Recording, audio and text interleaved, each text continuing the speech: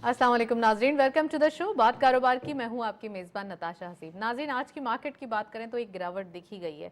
कल के जो एक मार्केट की हम कह सकते हैं जो परफॉर्मेंस थी, उसी को मार्केट ने आज भी सर्टेन और जो है वो मज़ीद गिरावट की तरफ देखा गया है। साथ साथ हम ये भी कह सकते हैं कि आज के दिन जो मार्केट के नंबर्स हैं वो काफ़ी हद तक डिक्लाइन होते हुए दिखाई दिए हैं।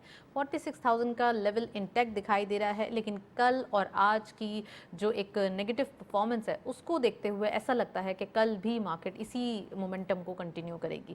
सो ऑब्वियसली यस कि मार्केट के अंदर जो फंडामेंटल्स हैं वो स्ट्रांग हैं, वो स्क्रिप्ट्स या वो हम कह सकते हैं सेक्टर्स जो काफ़ी अट्रैक्टिव थे उनके अंदर मजीद अट्रैक्शन बाकी है। जो डिविडेंड यील्ड वाले स्क्रिप्ट्स हैं उनकी भी एक अच्छी चार्म दिखाई दे रही है। साथ साथ हम ये भी कह सकते हैं कि रिजल्ट सीजन है, रोल ओवर वीक का जो एक एंड अप होगा कल के बाद, वो अब चीज़ें बेहतर करते हुए दिखाई देगा।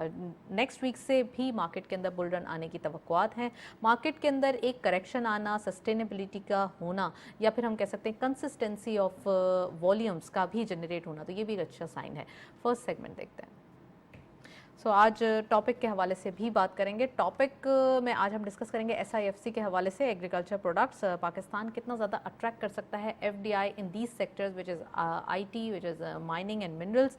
आज हम डिस्कस करेंगे। टैक्स बेस के हवाले से बात करेंगे। टैक्स बेस पाकिस्तान में कैसे बढ़ेगा, क्या जो मेजर्स हैं वो लेने चाहिए, कौन से इनिशिएटिव्स हैं जिनकी कमी है, जिनको जिस कॉन्टेक्स्ट में लिया जाए तो आने वाले दिनों में उसके रिजल्ट्स अच्छे आएंगे।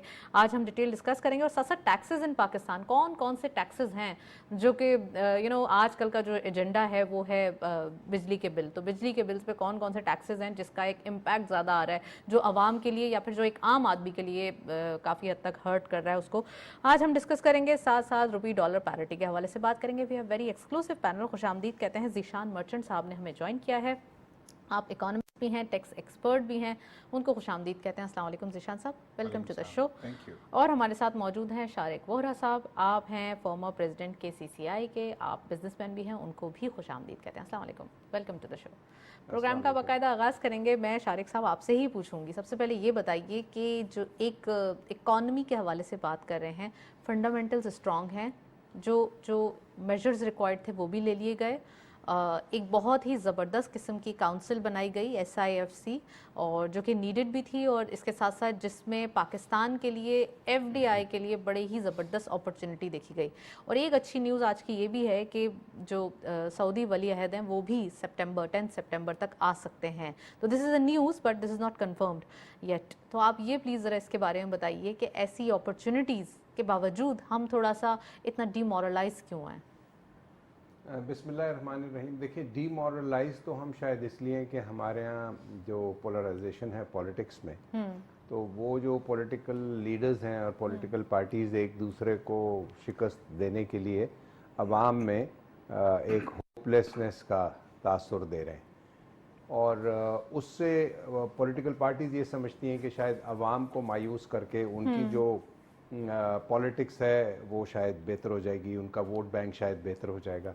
बट आई डोंट थिंक ऐसा होगा, और ऐसा कभी हुआ नहीं है। जहाँ तक हमारी जो फैसिलिटेशन काउंसिल है, और जिसमें कि सबसे खुशाइंद बात यह है कि वो बड़ी पावरफुल बॉडी है, उसमें chief of the army staff हैं, प्राइम मिनिस्टर हैं, सारी कैबिनेट के जो की मिनिस्टर्स हैं वो हैं, और मिनिस्ट्री ऑफ फाइनेंस के लोग हैं, कॉमर्स के लोग हैं। तो उसमें डेफिनेटली एक कलेक्टिव विजडम आएगा कि किस तरह से हम फॉरेन डायरेक्ट इन्वेस्टमेंट बुलाएं पाकिस्तान में। जी जी उसको, और अभी आपको मालूम है कि रिसेंटली एक मिनरल समिट हुई है जी इस्लामाबाद में, और उसमें दुनिया भर से जो माइंस के और वो लोग जो कि पूरी दुनिया में बड़ी बड़ी कॉरपोरेशंस हैं जो मिनरल्स में और मेटलर्जी में काम करते हैं, वो लोग आए थे। और वहाँ बहुत बड़ी कमिटमेंट्स हुई हैं कि पाकिस्तान की माइंस में इन्वेस्टमेंट करने के लिए। बिल्कुल, और उसके ऊपर हमने एक डिटेल प्रोग्राम भी किया जिसमें वो इन्वेस्टर्स जो आए हैं उन्होंने भी पार्टिसिपेट किया था। तो अच्छा, दैट्स अ वंडरफुल जी जी अपॉर्चुनिटी फॉर पाकिस्तान। जी हाँ। तो और आपने जिक्र किया कि सऊदी डिग्नेटरीज भी आ रही हैं। ऑल सेड एंड डन, बहुत अच्छी बात है, लेकिन देखिए सबसे अच्छी ज़रूरत यह है कि हमारी जो सबसे बड़ी ज़रूरत है वो ये है कि हमारा अपना जो माहौल है इन्वेस्टमेंट के लिए उसको साजगार होना बेहतर है। उसके लिए हमारी जो करेंसी की स्टेबिलिटी है वो बेहतर होनी चाहिए। और किसी भी फॉरेन डायरेक्ट इन्वेस्टमेंट को जब आप इनवाइट करते हैं तो उसको आप एक अश्योरेंस ये देते हैं कि आप यहाँ से अपने प्रॉफिट्स को रिपैट्रिएट कर सकेंगे, आप यहाँ पर कोई ज़रूरत की चीज़ होगी उसको आप इंपोर्ट कर सकेंगे। और ये दोनों चीज़ें इस वक्त जो हैं वो बड़ा इन दोनों चीज़ों का फुकदान है। जो बड़ी मल्टीनेशनल कंपनीज़ हैं वो अपने रिपैट्रिएशन वो कहती हैं कि हम नहीं कर पाते। और इसी तरह जो चूँकि एक्सचेंज रेट रोज़ बढ़ जाता है, प्लस स्टेट बैंक के पास इनफ फॉरेन एक्सचेंज नहीं है कि वो टाइमली लेटर ऑफ क्रेडिट्स खोल सके, उसके लिए जो इंडस्ट्रियल रिक्वायरमेंट्स हैं वो पूरी नहीं होती। तो आई थिंक कि जो फैसिलिटेशन काउंसिल है उसको ये चाहिए कि वो फॉरेन डायरेक्ट इन्वेस्टमेंट के साथ साथ डोमेस्टिक सेक्टर में भी ये जो चैलेंजेस हैं इनकी गवर्नेंस को भी बेहतर करें। और मैं ये समझता हूँ कि गवर्नेंस बेहतर करने से चीज़ें बेहतर हो जाएंगी। गवर्नेंस बेहतर होगी तो चीज़ें बेहतर होंगी। ज़ीशान साहब, आप क्या कमेंट करेंगे? एक तो ये कि टैक्सेस कौन कौन से हैं पाकिस्तान में, दूसरा ये कि SIFC जैसे काउंसिल जो अट्रैक्ट करती है इन्वेस्टमेंट को, ऐसी इन्वेस्टमेंट आती है पाकिस्तान में तो जो हमारा टैक्स का बर्डन है या फिर जो एक टैक्स का रेशो है, क्या वो भी बढ़ता हुआ दिखाई देगा? बिस्मिल्लाहिर्रहमानिर्रहीम। बिल्कुल, देखें दोनों चीज़ें साइड बाय साइड चलेंगी। इस वक्त की पोजीशन जो ये है कि जैसे वोरा साहब ने फरमाया कि एक जो ट्रस्ट डेफिसिट है इस वक्त वो बहुत ज़्यादा है लोगों के दरमियान, जिसकी वजह से जो करंट बिजनेसेस हैं उन्होंने भी अपनी पोजीशंस ली हुई हैं, जो डोमेस्टिक इन्वेस्टर है उसने भी अपनी पोजीशन ली हुई है, और जो फॉरेन इन्वेस्टर है वो भी इसी तरीके से पोजीशन ले रहा है, क्योंकि अनसर्टेनिटी है। पोलराइजेशन की बात हुई, पोलराइजेशन है। अब सवाल ये पैदा होता है कि क्या ऐसे इक़दाम किए जाएं जिससे इस ट्रस्ट डेफिसिट को चेंज किया जाए और वो कॉन्फिडेंस में तब्दील हो। SIFC is one of those measures कि जहाँ पे गवर्नमेंट ने या फेडरेशन ऑफ पाकिस्तान ने ये बता दिया कि we mean business, we want business, we want to attract foreign investment, and not only the foreign investment but domestic infrastructure पे भी काम करना चाह रहे हैं, जिसमें एग्रीकल्चर है, जिस पे हम बात कर रहे हैं कि पाकिस्तान तो एक कंट्री ही एग्रीकल्चर कंट्री है और हम अपने पोटेंशियल को अभी तक रियलाइज़ कर ही नहीं पा रहे। जो हमारा पर हेक्टर प्रोडक्शन है, कंपेयर कर लीजिए अगर रीजन्स में अतराफ के, तो बहुत लो रह गया, कंपेटिटिव तो नहीं रहे। अब हम कंपेटिटिव उनसे नहीं रहे। तो फोकस जो है मेरे ख्याल से गवर्नमेंट का जो इस तरफ अब आया है, हमारा मिनरल रिच कंट्री है, हमारे पास कोल रिजर्व्स, हमारे पास कॉपर एंड गोल्ड रिजर्व्स, सारी चीज़ें मौजूद हैं।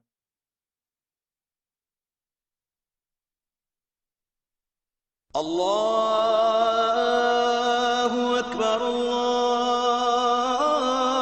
अल्लाहु अकबर,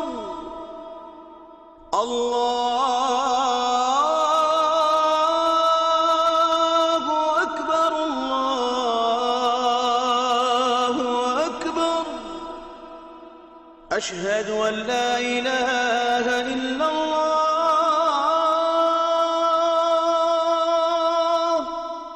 अशहदु अन ला इलाहा इल्लल्लाह,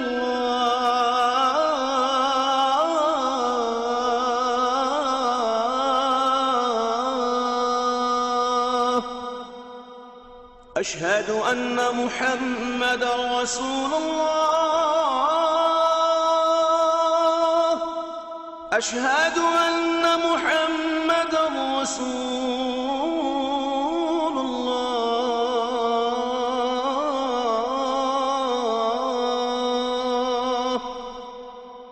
हय्य अला सलाह,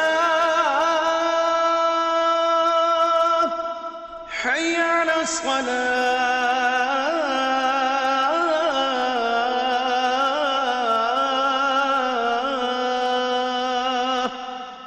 हय्य अलल फलाह,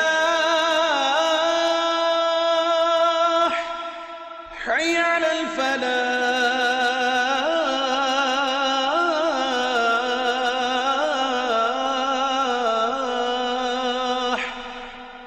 अस्सलातु खैरुम मिनन नौम, अस्सलातु खैरुम मिनन नौम,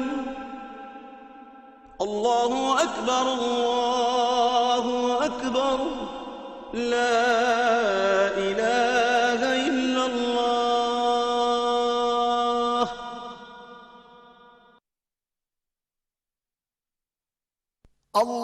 اللهم صل على محمد وعلى آل محمد كما صليت على إبراهيم وعلى آل إبراهيم إنك حميد مجيد اللهم بارك على محمد وعلى آل محمد كما باركت على إبراهيم وعلى آل إبراهيم إنك حميد مجيد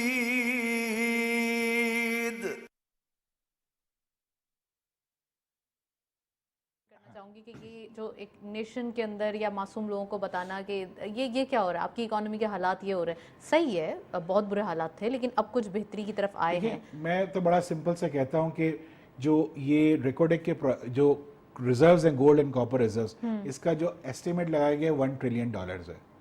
इसमें से 50% पाकिस्तान का शेयर है, 25% गवर्नमेंट ऑफ बलूचिस्तान का और 25% फेडरल स्टेट ओन्ड एंटरप्राइजेस का।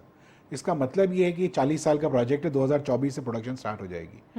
तो $12.5 बिलियन पाकिस्तान का शेयर है, जो 50% है। इसी तरीके से थर्कोल 175 billion tons of reserves, lakh megawatt बिजली बनाइए अगले 250 साल के लिए, तो आपके पास रिजर्व्स मौजूद हैं। तो यानी जो लोग कहते हैं ना कि होप नहीं है इस कंट्री में या इस कंट्री का फ्यूचर नहीं है, मेरे ख्याल से अपनी स्ट्रैटेजी को रीथिंक करने की जरूरत है। अब आ जाइए, वो इन्वेस्टमेंट अगर आती है तो क्या टैक्सेस लगेंगे। हमारे पास पाकिस्तान में टैक्सेस दो तरीके के लगते हैं। एक लगता है, जो फेडरल टैक्सेस की बात कर रहा हूँ, एक है इनकम टैक्स और दूसरा है सेल्स टैक्स। इनकम टैक्स का जो मैक्सिमम रेट है कॉर्पोरेट का, वो है 29% प्लस 10% अब सुपर टैक्स लग गया है, जो इसकी अगर 500 मिलियन से ज्यादा है तो उसको 10% सुपर टैक्स दिस इज देना है। More than from other country और this is more than much more than other country, not more, much more than other countries. अगर अदर कंट्रीज में होते तो कितना होता? मैं आपको बताता हूँ। इसी तरह से हमारा सेल्स टैक्स 18% है। तो एक तरफ 39% income tax, 18% sales tax, 4% further tax जो रजिस्टर्ड नहीं है, फिर 17% एक्स्ट्रा टैक्स। तो ये सेल्स टैक्स क्या अगर आप सिर्फ मिला लीजिए तो 40% सेल्स टैक्स बन जाता है अगर कोई रजिस्टर्ड नहीं है। फॉर इंस्टेंस, आपने बिजली के बिलों की बात की थोड़ी देर पहले कि जिसपे ऊपर आजकल हंगामा हो रहा है, तो बिजली के बिलों पे जो ये टैक्सेस लग रहे हैं, ये आज से नहीं लग रहे, ये तो बहुत पहले से लग रहे हैं। बस अब प्रॉब्लम ये हो गई है ये महंगा हो गया है। क्यों, हाँ, अब आपने क्योंकि टैरिफ हमारा टैरिफ बहुत बढ़ गया, तो ये टैक्सेस बहुत बढ़ गए। अब ये टैक्सेस अगर आप देखें तो इनकम टैक्स और सेल्स टैक्स मिला के बिजली के बिलों पे तकरीबन 52% बन जाता है। यानी 12% income tax, 18% sales tax, 4% further tax. मैं बिजली के बिल पे भी आऊंगी, लेकिन पहले आप मुझे अब सवाल ये पैदा होता है कि फॉरेन इन्वेस्टमेंट, फॉरेन इन्वेस्टर्स, क्या फॉरेनर्स आते हैं तो उनको भी टैक्स देना पड़ता है? हर एक को टैक्स देना है। जो पाकिस्तान में पैसा कमाएगा उसको पाकिस्तान में टैक्स देना है। तो अब अगर फॉरेन इन्वेस्टमेंट को आप कहते हैं कि पाकिस्तान में आए और आप इतने हाई टैक्सेस रखेंगे तो कोई भी इन्वेस्टमेंट लेके नहीं आएगा। देखिए, हमारा जो सेल्स टैक्स का रेट 18% दुनिया में, अब रीजन में तो खैर सबसे हाई है, लेकिन दुनिया के रेट्स में सब बहुत ज्यादा हायर साइड पे। क्वेश्चन ये है कि जितना आप रेट हाई करेंगे उतनी अंडर इनवॉइसिंग, उतनी स्मगलिंग होगी, और जितना टैक्स रेट लो करेंगे, ये एक सप्लाई साइड इकोनॉमिक्स का एक उसूल है कि जितना टैक्स रेट कम होगा उतना टैक्स अमाउंट भी बढ़ जाएगा और टैक्स बेस भी बढ़ जाएगा। जितना आप हायर साइड पे जाते रहेंगे वो चीजें लोग छुपाएंगे। अगर आप मुझसे ये चाहते हैं, फॉर इंस्टेंस, जैसे अब मैं आप बताऊं, आप अगर सैलरी टैक्स पेयर हैं तो आपका मैक्सिमम रेट 35% है। भाई क्यों? वाई आई मीन एक कॉर्पोरेट दे रहा है 29%, आप दें 35%, क्यों? ये डिस्पैरिटी है। अगर इंडिविजुअल बिजनेसमैन कमा रहा है वो दे 35%, कॉर्पोरेट दे 29%। तो आपको टैक्सेस जब भी आप लगाएं तो इक्विटेबल टैक्सेस होने चाहिए, पेएबिलिटी के ऊपर लगना चाहिए कि क्या कोई डिस्क्रिमिनेशन नहीं होना टैक्स चाहिए पे इस कर टाइप की। सकता है या नहीं कर सकता। चलिए, तो मैं ये शारिक- चीजों को इन हाँ। चीजों को बहुत सोचना पड़ेगा कि जब आप फॉरेन जी। इन्वेस्टमेंट पाकिस्तान में चाहते हैं तो आपको ना सिर्फ फॉरेन इन्वेस्टर को टैक्स का ब्रेक देना पड़ेगा, बल्कि कॉम्पीट करने के लिए डोमेस्टिक इन्वेस्टर को भी वही टैक्स ब्रैकेट या टैक्स ब्रेक देना पड़ेगा। टैक्स ब्रैकेट देना पड़ेगा डोमेस्टिक और फिर कमर्शियल, तो वो एक अलग हो जाएगा, फिर हम उसके ऊपर मजीद बहस करेंगे। लेकिन मुझे शारिक साहब एक चीज़ बताइए कि हमारी जो मार्केट है बड़ी समटाइम्स कुछ ऐसी प्रोडक्ट्स हैं जो अभी तक हमारे कंट्री के अंदर नहीं हैं, अब एक इंपोर्ट ओरिएंटेशन देखी जाती है। साथ साथ ये भी है कि हमारे पास ये नीश मार्केट किसी भी फॉरेन इन्वेस्टर के लिए बड़ी एक अट्रैक्शन है। तो अगर वो आता है और यहाँ पर अच्छा वाला बिजनेस करता है, अच्छे से कमाता है, तो उसके लिए क्यों वो टैक्सेस नहीं देगा? वो टैक्सेस देने के बाद, क्योंकि वो अपने कंट्रीज़ में भी तो सारे लॉज फुलफिल कर रहे हैं, तो यहाँ भी आके कर लेंगे। लेकिन सवाल ये पैदा होता है कि जो बिजली के बिल, जो कि ज़ीशान साहब ने पॉइंट आउट किया बेसिकली, इसके ऊपर जो आम आदमी का रद्द अमल है, क्या ये फिर इसको देखते हुए वो डिमोरलाइज ना हो तो क्या हो? देखिए, ये दो मुख्तलिफ चीज़ें आपने की। जो ज़ीशान ने कहा टैक्सेस ऑन पावर, जो इलेक्ट्रिसिटी पे, तो उसका तो सिंपल सी एक लॉजिक ये है कि जब आपने 50 रुपए बिजली का यूनिट कर दिया जी। तो उसके ऊपर जो बाकी टैक्सेस हैं वो उसी परसेंटेज पॉइंट से बढ़ गए। और बिजली इसलिए बढ़ी कि ज़ाहिर है आपके पास तमाम चीज़ें इंपोर्टेड फ्यूल है, और इंपोर्टेड फ्यूल आपकी जो एक्सचेंज रेट है वो अगर 200 से 300 हो गया तो वो आपका बिजली तो महंगी होगी। अब सवाल ये है कि फॉरेन डायरेक्ट इन्वेस्टर्स जो यहाँ पर आते हैं, क्या उनको भी वही टैक्स देना चाहिए जो एक लोकल इंडस्ट्रियलिस्ट देता है? तो डेफिनेटली यस। आप ये डिस्पैरिटी नहीं कर सकते कि कोई बाहर से इन्वेस्टमेंट लेकर आए और आप उसको कहें कि आप ड्यूटी एंड टैक्सेस फ्री सब चीज़ें मंगाएंगे, और वो जो 70 साल से हम लोग इंडस्ट्रियलिस्ट यहाँ इंडस्ट्री लगा के बैठे हैं और हम टैक्स देंगे। दुनिया में कहीं ऐसा नहीं होता। टैक्स तो देना पड़ेंगे सबको, टैक्स तो हाँ। देना होता है और टैक्स तो देना चाहिए। फायदा क्या फिर, पॉइंट क्या है आपके मुल्क में इन्वेस्टमेंट करने आने का? का?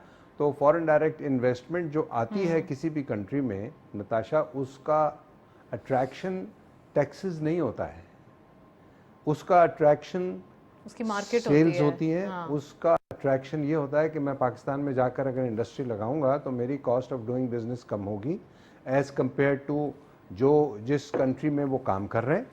और उसके बाद उसको ये देखना होगा कि क्या पाकिस्तान में इंडस्ट्री लगाना अगले 5 साल, अगले 10 साल जो है वो फीजिबल है या नहीं। अब हमारे यहाँ हुआ ये है कि किसी ने एक फैक्ट्री लगा ली तो हमने उसको टैरिफ प्रोटेक्शन दे दी।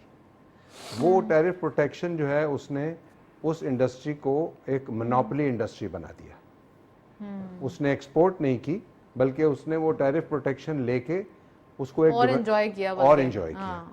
तो ये जिस तरह जीशान ने भी पॉइंट आउट किया कि जितनी ज़्यादा टैक्सेस ड्यूटीज़ आप लगाएंगे इकोनॉमी के किसी भी सेगमेंट पे, देखें चाहे वो इंडस्ट्री हो, सर्विस हो, इंपोर्ट्स हों, एक्सपोर्ट्स हों, लोकल टैक्सेस हों, जैसे जैसे आप टैक्सेस बढ़ाएंगे तो जो इन्वेस्टर है, चाहे वो कॉर्पोरेट इन्वेस्टर हो, चाहे वो स्मॉल एंड मीडियम एंटरप्राइजेस हो, उसकी जो कैश की फ्लो है वो हैम्पर होगी।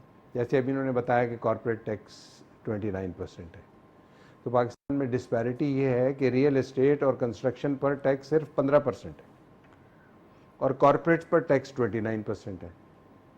और फिर दुनिया में जहाँ भी टैक्सेशन सिस्टम होता है वो प्रोग्रेसिव होता है। अनफॉर्चुनेटली जीशान को बेहतर पता होगा कि हमारे यहाँ रिग्रेसिव है। तो वो रिग्रेसिव टैक्सेशन जो है वो हमारे इस बिज़नेस के कल्चर को, चाहे वो इंडस्ट्री हो, चाहे बिज़नेस हो, इंपोर्ट एक्सपोर्ट हो, फॉरेन डायरेक्ट इन्वेस्टमेंट हो, it effects everything. Now what we can do is कि हम अपने मुल्क को जो हमारी कहते हैं ना परसेप्शन है, अनफॉर्चुनेटली वो ठीक नहीं है। We as a brand of Pakistan, हमको अपना बस परसेप्शन बेहतर करना है कि we are a friendly country, हमारे यहाँ कंसिस्टेंसी होगी, हमारे यहाँ एक्सचेंज रेट स्टेबल रहेगा, तब फॉरेन इन्वेस्टमेंट आएगी। तो देखिए, पहले we need to put our house in order और उसके बाद फिर हम कहेंगे कि फॉरेन डायरेक्ट इन्वेस्टमेंट आएगी कि नहीं आएगी। एक्सट्रीमली इमोशनल है हम, जल्दी से एक्साइटेड हो जाते हैं, जल्दी से Exactly. डिप्रेस्ड हो जाते हैं। राइट, चले सही है। मैं जीशान साहब आपसे पूछूंगी कौन कौन से टैक्सेस आप समझते हैं कि अभी बिजली के बिल में हैं, और साथ साथ अब जो टैरिफ इंक्रीज हुआ है, दिस इज़ रीजनेबल थिंग कि यहाँ पे डॉलर की प्राइस बढ़ रही है तो ये ऑटोमेटिक बढ़ता जा रहा है, इसमें किसी का कोई कसूर नहीं है क्योंकि ये करेंसी वैल्यूएशन है, या फिर ये वैसे भी बढ़ रहा है, जो कि एक प्राइम मिनिस्टर साहब ने हंगामी इजलास भी कॉल किया संडे वाले दिन, और फिर उसके बाद कहा कि रिलीफ क्या दिया जा सकता है, इमीडिएट रिलीफ की बात की। तो ये ज़रा प्लीज़ सिनेरियो भी बताइए। देखिए, इसमें दो चीज़ें हैं। एक तो ये कि बिजली के बिलों में जो है एक इनकम टैक्स लगता है जो कि डोमेस्टिक और कमर्शियल कंज्यूमर दोनों को लगता है, या इंडस्ट्रियल हो। दो तरीके के टैरिफ हैं पाकिस्तान में, एक डोमेस्टिक कंज्यूमर्स हैं और एक इंडस्ट्रियल और कमर्शियल कंज्यूमर्स हैं। जी, ये डिस्क्रिमिनेशन भी बता दीजिएगा। डोमेस्टिक कंज्यूमर अगर 25,000 रुपए से उनका बिल ज़्यादा आता है तो उस पर 7.5% इनकम टैक्स लगता है अगर वो फाइलर नहीं है। यानी अगर कोई टैक्स फाइलर नहीं है और उसका 25,000 रुपए से ज़्यादा बिल आएगा तो उसको 7.5% इनकम टैक्स लगेगा। और यही चीज़ अगर कमर्शियल पे चले जाते हैं और इंडस्ट्रियल पे चले जाते हैं तो उनको ये चीज़ 12% हो जाती है। तो इनकम टैक्स की हद तक 12% है। सेल्स टैक्स डोमेस्टिक कंज्यूमर को भी 18% लगता है और इंडस्ट्रियल और कमर्शियल कंज्यूमर को भी 18% लगता है। तो यानी ये 30% तो टैक्स लगता ही लगता है। अब इसके अलावा कमर्शियल कंज्यूमर को या इंडस्ट्रियल कंज्यूमर को अगर वो इनकम सेल्स टैक्स में रजिस्टर्ड नहीं है तो 4% फर्दर टैक्स लगता है, यानी 12 + 18 + 4। फिर इस पे एक्स्ट्रा टैक्स भी लगता है। एक्स्ट्रा टैक्स किस चीज़ का? यानी एक्स्ट्रा टैक्स ये भी सेल्स टैक्स ही है जो गवर्नमेंट ऑफ पाकिस्तान ने लगाया हुआ है कि आप चूंकि सेल्स टैक्स में रजिस्टर नहीं है तो फर्दर टैक्स भी लगेगा और एक्स्ट्रा टैक्स भी लगेगा। दिस इज द रीजन कि टैक्स बेस बढ़ना चाहिए क्योंकि इनडायरेक्ट टैक्सेस ऐसे ही फिर मैं आता हूँ उस पे आते हैं, हम बात करते हैं। अब सवाल ये पैदा होता है कि एक्स्ट्रा टैक्स कितना लगेगा, तो वो 5% से लेकर 17% तक लग सकता है। बिलों के ऊपर है कि 20,000 है तो 5 लगेगा, 30,000 है तो 6 हो जाएगा, 40,000 स्लैब्स बने हुए, और 50,000 से ऊपर है तो 17% लगेगा। तो अगर जिसका बिल 50,000 रुपए से ऊपर आता है तो उसको 12 + 18 + 4 + 17 यानी 52% टैक्स देना होता है। इसके अलावा टीवी लाइसेंस, अगर हम मुझे इजाजत दें, जी जी एक बस आपकी जी प्लीज कथा कलामी होगी। जी प्लीज। वो ये है कि देखें, ये जो फर्दर टैक्स और फाइलर नॉन फाइलर, ये बेसिकली जो जीशान साहब बता रहे हैं कि वो लोग जो टैक्स नेट में नहीं हैं, तो गवर्नमेंट ये समझती है कि उनको ज़्यादा टैक्स पर देने पर जब हम मजबूर करेंगे तो वो टैक्स नेट में आ जाएंगे, विच इज़ नॉट राइट। ये हमने पिछले 10 साल करके देख लिया। या तो फिर हमें एक पेपर लगा के इजाजत दी जाए कि बिजली के बिल के ऊपर एक पेपर लगे कि भाई ये फाइलर है, दिस इज द रीजन कि ये इसका बिजली का बिल इतना वेव ऑफ हो गया है। अच्छा, ये इंसेंटिव देना पड़ेगा। मेरे ख्याल में जीशान इस पर ज़्यादा रोशनी डाल सकेंगे कि जब तक आप ऐसे लोगों को जो टैक्स नहीं देते दीदा दिलेरी से, वो कहते हैं ठीक है मैं 17% सेल्स टैक्स नहीं दूंगा, मैं 21% दे दूंगा, लेकिन मैं टैक्स नेट में नहीं आऊँगा। तो आपने एक पैरेलल इकोनॉमी खुद क्रिएट की हुई है। खुद आप उनको कहते हैं कि डोंट वरी, आपको टैक्स नेट में आने की जरूरत नहीं है, आप 3-4% ज़्यादा दे दें। लेकिन पॉलिटिकल जो गवर्नमेंट्स होती हैं वो इस चीज़ को बिलीव नहीं करती हैं। वो सोचती हैं कि अगर हम ऐसा कोई अनपॉपुलर डिसीजन लेंगे तो वो हमारा वोट बैंक भी खराब कर सकता है। तो ये इसका क्या सोल्यूशन है? इसका सोल्यूशन तो देखें, इसका सोल्यूशन तो ये है कि इस वक्त this is a golden opportunity कि केयर टेकर गवर्नमेंट है, they have nothing to loose.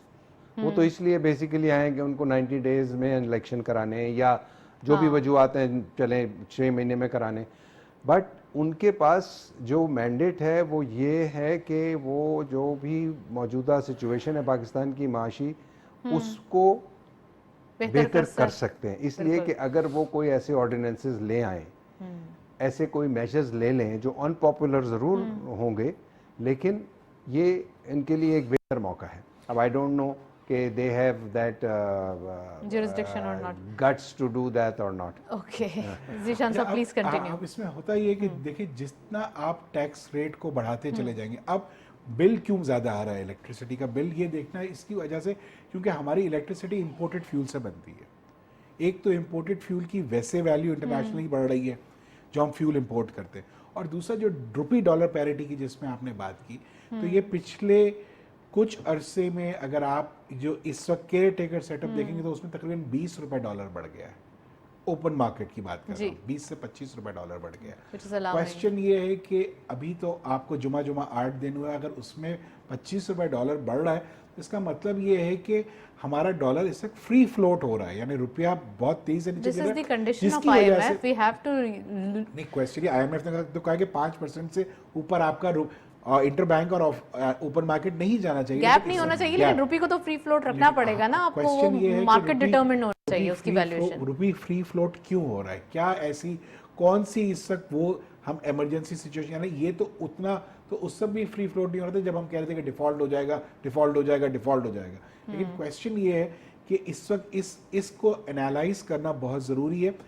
अब चूंकि आपका डॉलर बहुत ऊपर चला गया, रुपी डॉलर पैरिटी बहुत ज़्यादा फ्लक्चुएट कर रही, तो उसकी वजह से आपका पर यूनिट कॉस्ट बढ़ रही है, और जब वो पर यूनिट कॉस्ट बढ़ रही है, हर फोर्टनाइटली आपका जो एक टैरिफ है वो रिवाइज हो रहा है। अब वो जब जैसे पर यूनिट कॉस्ट बढ़ रही है तो टैक्सेस तो वही हैं जो आज से 1 महीना पहले थे या 6 महीने पहले थे या जो 2 साल पहले थे, टैक्सेस चेंज नहीं हुए, टैक्सेस वही हैं, लेकिन चूंकि पर यूनिट कॉस्ट बढ़ चुकी है आपकी, तो रिजल्टेंट टैक्सेस जो हैं वो बहुत ज्यादा बढ़ गए। तो अब वो लोगों को जो है अंदाजा, अवेयरनेस भी हो रही है कि इतना टैक्स लग रहा है, इतना टैक्स लग रहा है। चूंकि बात ये हो रही थी जब जैसे वोरा साहब ने फरमाया कि रिग्रेसिव सिस्टम है पाकिस्तान में, चूंकि लोग टैक्स बेस की जब आपने बात की थी, चूंकि पाकिस्तान में लोग टैक्स नहीं देते, और मेरे ख्याल से पिछली जितनी भी गवर्नमेंट्स हैं उनको कोई टैक्स लेने का ज़्यादा शौक भी नहीं है, क्योंकि वो विदहोल्डिंग के ऊपर उनका इन्हिसार होता है। पाकिस्तान में 70% से ज़्यादा टैक्स विदहोल्डिंग से कलेक्ट हो जाता है, यानी वो वोरा साहब जैसे इंडस्ट्रियलिस्ट कलेक्ट करके दे रहे होते हैं गवर्नमेंट को, और इन्हीं को पेनल्टी लगती है, इन्हीं को डिफॉल्ट सरचार्ज लगता है, इन्हीं के एग्जाम्पशंस में डिले होता है, और इन्हीं को परेशानियां होती हैं। प्रॉब्लम ये है कि जब तक जो बिजनेस कर रहा है उसको फैसिलिटेट करें, फैसिलिटेट नहीं करेंगे। देखें, हमने ये सजेशन दिया हुआ है, आज से नहीं कई सालों से हम दे रहे हैं कि जो आपके विदहोल्डिंग एजेंट्स हैं, आप उनको टैक्स ब्रैकेट में कम से कम 1 या 2% का मार्जिन दें, ताकि वो आपके लिए रिकवरी कर रहे हैं, सारा टैक्स तो यही कलेक्ट करके दे रहे हैं आपको, तो इनको क्या बेनिफिट है, यानी आप इनको बेनिफिट तो दे नहीं रहे, लेकिन इन्हीं के ऊपर पेनल्टियां लगती हैं, इन्हीं के ऊपर डिफॉल्ट सरचार्जेस लगते हैं, और अगर बहुत अच्छा बिजनेसमैन है सुपर टैक्स हो जाता है, वो तो खैर सुपर टैक्स तो खैर है ही है, वो तो ज्यादा कमाने की इनको सजा है कि पाकिस्तान में आप बिलियनर्स ना बने, पाकिस्तान में आप बिलियनर्स ना बने, चूंकि हम आपका टैक्स बढ़ा देंगे। इन टैक्सेस को हमेशा से मैं समझता हूं कि ये आपके मुल्क के खिलाफ है, क्योंकि ये वेल्थ क्रिएशन के कॉन्सेप्ट के खिलाफ है। जहां वेल्थ क्रिएट नहीं होगी जब नेशन में, तो आप कैसे आगे बढ़ेंगे? भाई अगर मैं कमा रहा हूं तो मुझे कमाने का हक होना चाहिए। लेकिन मेरी शारिक साहब, आपका जीशान साहब पॉइंट, लेकिन शारिक साहब आपसे मैं ये पूछना चाहती हूँ कि एक तरफ जीशान साहब ने बहुत अच्छी बात की कि आपको फैसिलिटेट करना है, चाहे आपके पास फॉरेन इन्वेस्टमेंट आए, चाहे लोकल इन्वेस्टर्स पार्टिसिपेट करना चाहे, आपको फैसिलिटेट करना है। फैसिलिटेट करने के लिए जब भी कोई माहौल देखा जाता है, जितना फ्लेक्सिबल होता है, जितना इन्वायरमेंट, उतना ही आपको अच्छा रिस्पॉन्स मिलता है, और जितना आप रिजिड बिहेवियर रखते हैं उतना ही ज़्यादा आपको एक नेगेटिविटी देखी जाती है। आप क्या समझते हैं कि इस फ्लेक्सिबिलिटी को मजीद फ्लेक्सिबल कैसे किया जाए, या फिर इस रिजिडनेस को फ्लेक्सिबिलिटी में कैसे तब्दील किया जाए? तो ये ज़रा थोड़ा सा बताएं। नताशा, अनफॉर्चुनेट ये है कि हमारे यहाँ जो टैक्सेशन सिस्टम बनता है हर साल, और उसमें जो रिफॉर्म्स वो कहते हैं हमने रिफॉर्म्स की हैं, वो बेसिकली रिफॉर्म्स नहीं होती, वो होता ये है कि चूँकि हमको IMF से अपनी ट्रांच रिलीज़ करानी होती है, और IMF हमसे ये कहता है कि आप इस लोन को, इस डेट को किस तरह सर्विस करेंगे, आपके पास पैसे कहाँ से आएंगे। तो हम कहते हैं कि जी हम जो विदहोल्डिंग टैक्स 2% है उसको 4% कर देंगे, बिजली का बिल एक एक्स अमाउंट है हम उसको वाई अमाउंट कर देंगे। चूँकि नए एवेन्यूज़ नहीं हैं, और आपने इंटरनेशनल मार्केट में वर्ल्ड ट्रेड में ज़िंदा रहने के लिए आपने IMF से डॉलर्स लेने हैं, तो आपको ऐसे टैक्स मेजर्स करने पड़ते हैं। तो शारिक साहब, we have any option, other option? Of course the option is, लोग टैक्स दे नहीं रहे, किसी भी तरीके से उनसे कलेक्शन बिल्कुल नामुमकिन है, तो फिर आप या तो इनडायरेक्ट टैक्सेस लगाते हैं, या फिर आप टैरिफ इंक्रीज कर देते हैं, जो कि उन्हें देना ही देना है। इसके अलावा कोई और ऑप्शन है? देखिए, इस विशियस सर्कल से कभी ना कभी तो हमको वापस बाहर निकलना होगा ना। अभी जीशान ने जिक्र किया विदहोल्डिंग टैक्स का। अब आप इमेजिन करें कि जो इनकम टैक्स का इनका एक्ट है, वो इस किस्म की तमाम करप्शन को प्रोटेक्ट करता है। कैसे? मुझसे टैक्स ले लेते हैं, 1 करोड़ रुपए एडवांस टैक्स ले लेते हैं, फिर कहते हैं कि अच्छा अब अगर आपने एग्जेम्पशन सर्टिफिकेट लेना है तो आप हमारे दफ्तर आ जाएं तमाम कागजात लेके, अगर आपकी टैक्स लायबिलिटी पूरी हो गई है तो हम आपको एक एग्जेम्पशन सर्टिफिकेट दे देंगे ताकि आपका टैक्स एग्जेम्प्ट हो जाए। जब हम उनके पास जाते हैं तो वो बिठा देते हैं, चाय वाय पिलाते हैं और वो कहते हैं और बोलते हैं आपके कागजात पूरे नहीं है। अब आपके कागजात पूरे नहीं है। अब वो इंडस्ट्री का, बिजनेसमैन का, वो बेचारा इतनी मुश्किल में होता है, उसका कैश फ्लो, उसकी कमिटमेंट्स, उसकी पेमेंट्स, उसकी डेट, उसके बैंक लोन्स, उसकी जो सैलरीज, स्टाफ, तो वो इतने प्रेशर में होता है कि वो कहता है अच्छा ठीक है बताएं क्या, वो कहता है जी इतने %। तो जब तक हम अपने पाकिस्तान में जो लोग इन्वेस्टमेंट करके ऑलरेडी आपकी इंडस्ट्री को चला रहे हैं, पहिए को चला रहे हैं, एम्प्लॉयमेंट जनरेट कर रहे हैं और सबसे पहले आपके टैक्स रेवेन्यूज को बढ़ा रहे हैं, आप उनको अपना दोस्त बनाएं, उनको कॉन्फिडेंस दें, उनकी इज्जत करें। जैसे अभी जीशान ने कहा कि जी हम ही से टैक्स लेते हैं, हम ही उनके लिए 70% टैक्स जमा करते हैं। 70% of Pakistan tax is collected through not by FBR but by businessman and industrialist. ये दुनिया में कहीं नहीं होता कि आप पहले टैक्स ले लेते हैं फिर उसको टैक्स एग्जेम्पशन लेने के लिए अप्लाई करना पड़ता है। थ्रू चैम्बर आप ये प्रपोजल्स दे चुके हैं? ये कई दफा दे चुके। देखें उसमें चेम्बर्स या फेडरेशन या टैक्स बार वो हेल्पलेस इसलिए है कि वो लोग जो इस्लामाबाद में बैठ के IMF से डील करते हैं उनको ये टास्क देता है प्राइम मिनिस्टर जो भी होता है कि आपने कम वॉट में आपने IMF से डील स्ट्रक करनी है ताकि कल हेडलाइन हमारी बन जाए कि ये गवर्नमेंट ने हमारी जी IMF की। ये तो पॉलिटिकल गवर्नमेंट्स की विश होती है ना। ये सब तो वही जैसे आपने कहा कि ये बड़ा अच्छी अपॉर्चुनिटी है इस वक्त केयर टेकर्स के पास कि वो अगर ये ना समझें कि जी उनका कोई स्टेक है, वो ये देखें कि पाकिस्तान का स्टेक है and for the sake of Pakistan stake वो इस किस्म के अनपॉपुलर जो मेजर्स हैं वो कर लें, इंडस्ट्री को और बिजनेस को इन तमाम टैक्सेस से आज़ाद कर दें। राइट, आई थिंक चीजें बहुत बेहतर हो जाएंगी। ये लेकिन पार्टनर्स हैं, देखिए हम जो भी टैक्स पेयर्स हैं ना, हम गवर्नमेंट के साथ पार्टनर्स हैं। आप 35% के पार्टनर्स हैं, ये भी 39% के पार्टनर्स हैं सुपर टैक्स मिलाने के बाद। तो हम पार्टनर्स हैं, हम क्योंकि अपना जो भी पैसा कमा रहे होते हैं उसका 39% या 29% तो गवर्नमेंट को दे देते हैं कि ये हमने अपनी मेहनत से कमाया है लेकिन ये हम आपको दे रहे हैं आपका मुल्क चलाने के लिए। तो जब हम आपके साथ पार्टनर्स हैं तो हमारे साथ पार्टनर्स वाला सलूक होना चाहिए, हमारे साथ एम्प्लॉइज वाला सलूक या हमारे साथ एक वैसा सलूक ना करेंगे जहां पे आके हम फिर चोरी पे लग जाएं, क्योंकि जितना आप टैक्स बढ़ाएंगे टैक्स चोरी होगी। मैं हमेशा आपके प्रोग्राम में तो कई दफ़ा कह चुका हूँ, आज फिर कहता हूँ कि जब आप टैक्स रेट्स को कम करेंगे तो जो आपका पहला सवाल था इंट्रो में कि टैक्स बेस बढ़ेगा या नहीं, टैक्स बेस बढ़ जाएगा। राइट जीशान साहब, मुझे ये बताइए एक चीज़ और कि आपने वैल्यूएशन का जिक्र किया कि डॉलर की जो वैल्यू है वो डे बाय डे इंक्रीज होती जा रही है। दिस इज़ द रीज़न कि हमारे पास इश्यूज़ हैं रीजन में, हमारी कंपेटिटिवनेस काफ़ी हद तक वाइप आउट होती हुई दिखाई दे रही है। दूसरे कंट्रीज़ को हम देखते हैं, डॉलर वैल्यूएशन वहाँ पर 80 रुपये 100 रुपये बस, मोर देन एनफ, इससे ज़्यादा नहीं है किसी की वैल्यूएशन। हमारे पास 300 302 303 इस तरीके से जो इंटर मार्केट के, फिर ओपन मार्केट में और भी बढ़ जाते हैं। आप क्या समझते हैं हमें क्या करना चाहिए? हमें एक्सपोर्ट्स बढ़ानी है तो एक तरफ हमारा पॉलिसी रेट बड़ा कम है, ज़्यादा है, सॉरी कम हो जाए, ये हमारी विश है, बहुत ज़्यादा है। इन्फ्लेशन अलार्मिंग है और इन्फ्लेशन के नंबर्स को देखते हुए अभी से ये व्यूज़ आ चुके हैं कि पॉलिसी रेट फिर बढ़ने वाला है। और IMF की भी ऑब्वियसली हम इस प्रोग्राम में SBA में तो हम इसको भी रूल आउट नहीं कर सकते। तो पॉइंट क्या है कि हमें अपने लिए टैक्स के अलावा हमें एक्सपोर्ट्स, रेमिटेंसेस और एडमिनिस्ट्रेटिव इश्यूज जो हैं उनको सॉल्व करना है। तो क्या समझते हैं आप, कहाँ से शुरुआत करनी चाहिए? देखिए सबसे ईजी कैश तो रेमिटेंसेस है कि वहाँ से आपको पैसा मिल सकता है, लेकिन रेमिटेंसेस से इसलिए नहीं मिल रहा क्योंकि जो डिफरेंस है, जो अभी हमने पहले बात की कि वो जो 5% का गैप नहीं है इस वक्त, वो गैप बहुत बढ़ गया है। चूंकि गैप बहुत बढ़ गया है तो इसलिए जो है ऑफिशियली पाकिस्तान में रेमिटेंस आ नहीं रही और वही पैसा जो है वो ग्रे चैनल से आ रहा है। तो जब तक आप इस टाइप की चीज़ों को, और इसको ठीक करना कोई बहुत मुश्किल काम नहीं है। प्रॉब्लम इस वक्त ये है कि जो बात इनिशियली हुई थी कि एक ट्रस्ट डेफिसिट है, एक पोजीशन ये है कि अनसर्टेनिटी पोजीशन है, चूंकि लोग ये समझ रहे हैं कि आगे किसी को कुछ नहीं पता कि क्या होगा। लोग मैनिपुलेट हो गए या ट्रस्ट डेफिसिट है? ट्रस्ट डेफिसिट तो है। देखिए, जो परसेप्शन है, उन्होंने कहा कि ये जब आपके मुल्क से 4.5 लाख लोग इस 8 महीने में चले जाएं, जो कि सारा का सारा पढ़ा लिखा तबका था, और पिछले साल में 12 लाख लोग चले जाएं, तो इसका मतलब है कि लोग इस वक्त पाकिस्तान के फ्यूचर को बहुत डार्क समझ के बैठे हुए हैं, और वो ये मान चुके हुए हैं कि यहाँ पे चीजें ठीक नहीं हो सकती। तो आपको उस ट्रस्ट डेफिसिट को खत्म करना है। प्रोग्राम के कम मिनट्स हैं, मैं शारिक साहब से भी इसमें ही ऐड ऑन करने की बात कर रही हूँ कि पाकिस्तान के फ्यूचर को डार्क समझते हैं, लेकिन जब पेमेंट भेजने की या रेमिटेंसेस की सूरत की बात आती है तो आप ग्रे चैनल यूज करते हैं। आप क्यों ऑफिशियल चैनल यूज नहीं करते?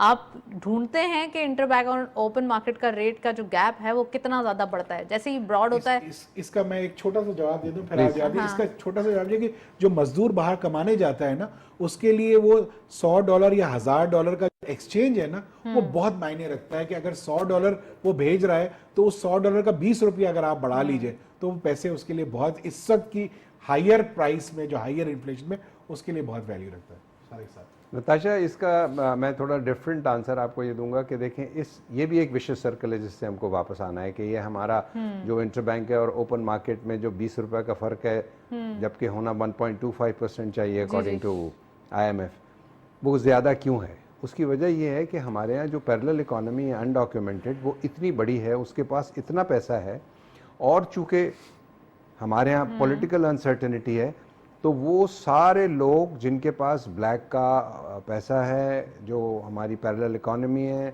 वो डेली बेसिस पर मिलियंस ऑफ डॉलर्स की ग्रे मार्केट से परचेज करते हैं और बाहर भेज रहे हैं, और वो नॉन स्टॉप। ये जो सेंटिमेंट है, इसने हमारी जो इंटरबैंक और ओपन मार्केट की जो इतना बड़ा गल्फ, इतना बड़ा फ़र्क हो गया है, उसकी वजह ये है। ये जब तक हम इन चीज़ों को देखें, बहुत सारी चीज़ें ऐसी हैं जिनको कि आप किसी रेगुलेटरी अथॉरिटी के थ्रू ठीक कर सकते हैं। बहुत सारी चीज़ें ऐसी हैं जो कि अवाम में जब तक कॉन्फिडेंस नहीं आएगा, और मैं ये समझता हूँ कि वो कॉन्फिडेंस तब आएगा जब पाकिस्तान में पॉपुलर गवर्नमेंट्स जो हैं वो हुकूमत में आ जाएंगी। तो ये बहुत ज़रूरी है कि हमारी पॉलिटिक्स जो है वो डिबेट ख़त्म हो। हमारी जो हम सुबह उठते हैं तो यही होता है कि जी आज सुप्रीम कोर्ट क्या डिसीजन दे रही है, आज ट्रायल कोर्ट क्या डिसीजन दे रही है। तो आई थिंक ये नॉन इश्यूज से जब तक हम बाहर नहीं निकलेंगे, अवाम में जनरली एक कॉन्फिडेंस नहीं आएगा। कॉन्फिडेंस आएगा, पैसा बाहर जाना बंद होगा।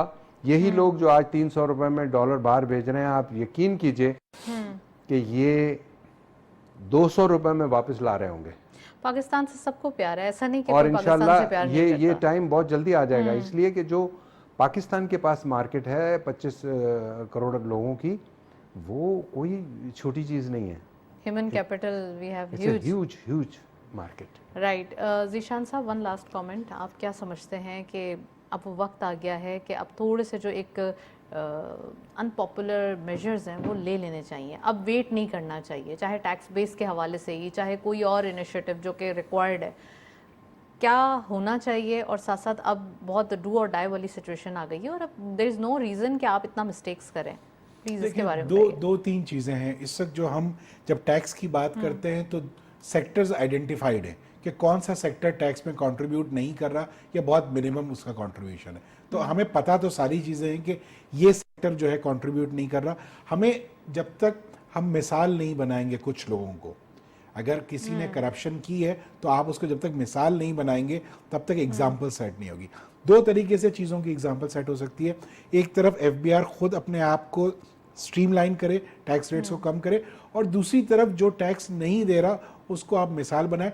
चूंकि जब मैं या आप या जब वोरा साहब जब टैक्स देते हैं और हमें कोई प्रेफरेंशियल ट्रीटमेंट नहीं है और हमें भी उसी तरीके से परेशानी का सामना है, तो फिर हम क्यों टैक्स दे रहे हैं? क्वेश्चन तो ये उठाते हैं ना लोग कि मैं इस मुल्क में जब टैक्स दे रहा हूँ तो मुझे क्या हासिल हो रहा है?